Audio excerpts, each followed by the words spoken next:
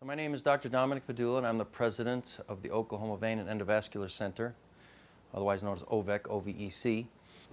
Varicose veins are a little bit like, we call them rogue veins. The blood is already trying to get out of the leg, and all of a sudden, just at the moment of almost leaving the leg entirely and returning normally to the heart, these rogue veins intercept the blood and reroute it down the leg. That's why the blood can never completely get out of the leg and why it collects there. When you then treat that rogue vein, the one that's redirecting the blood the wrong way, you're eliminating the rogue vein in such a way that you're removing a net negative. In other words, when this is not a vein that's providing any useful function, it's actually providing malfunction or negative function. To destroy it in place means that now the negative or the malfunctioning vein is removed and only the good function exists. So the veins will now direct the blood up the leg only and never back down the leg the way it shouldn't go.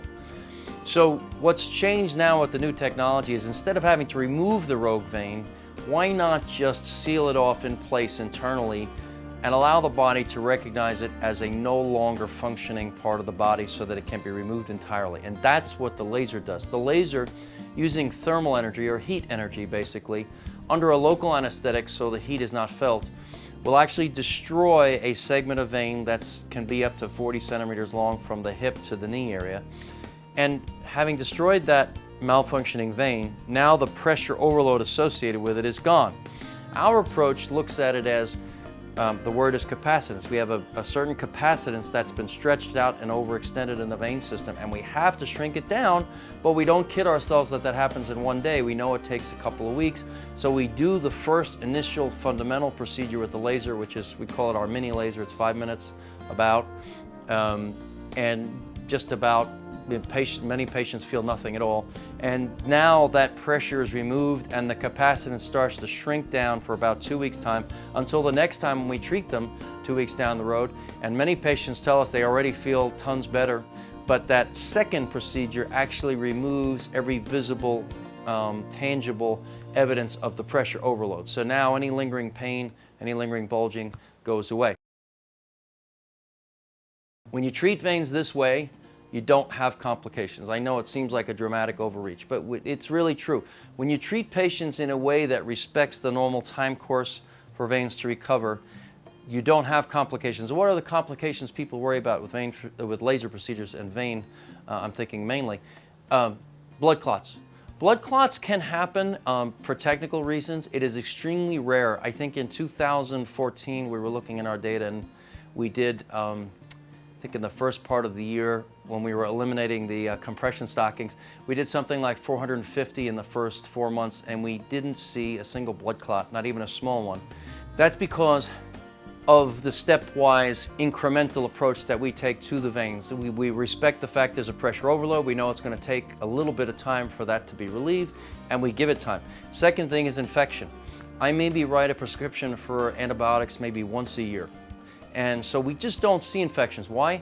We don't make incisions. And so we don't see the infections because we don't actually break that barrier of that skin surface except for a tiny, tiny little mark made under local anesthesia. So we don't really give the bacteria an opportunity to get in, is the thing.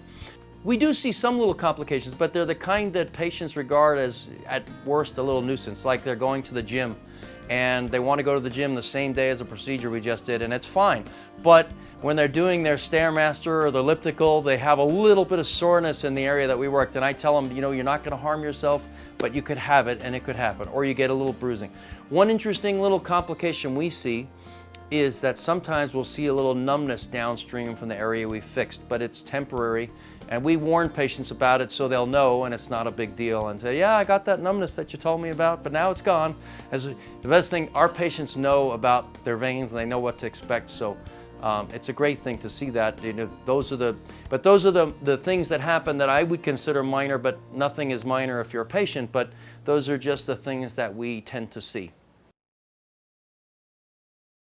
Many times not just the lay public, but even sectors of the medical profession, doctors, nurses, have various misconceptions about vein work. One of them is that you have to have these gigantic, gnarly, enormous, ropey, snaky-looking veins in your legs to be a patient that has quote-unquote varicose veins.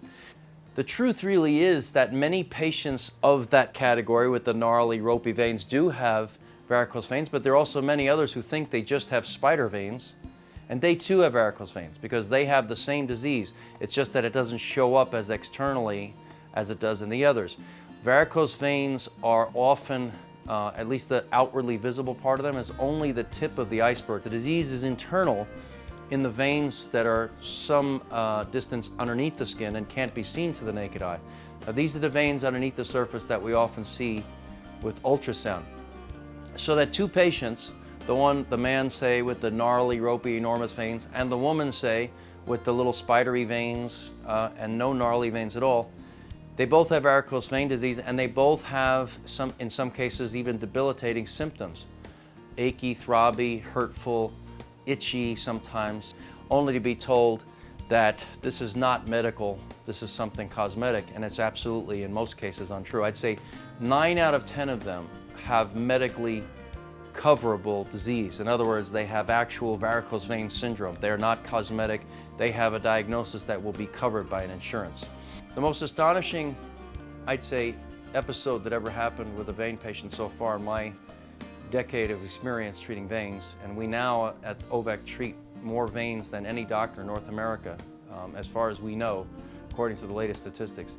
My most astonishing thing was just like a little offhand conversation with a woman after treating her spider veins, and she almost knocked me off my chair by saying that for the first time in her life, she was no longer ashamed to wear shorts. I thought to myself at the time, I said, that's a really strong word to use, ashamed. And I just had no idea up until that point how big an impact this kind of thing can have, and also how sometimes a little progress makes a huge difference, and more than you might even think as a doctor.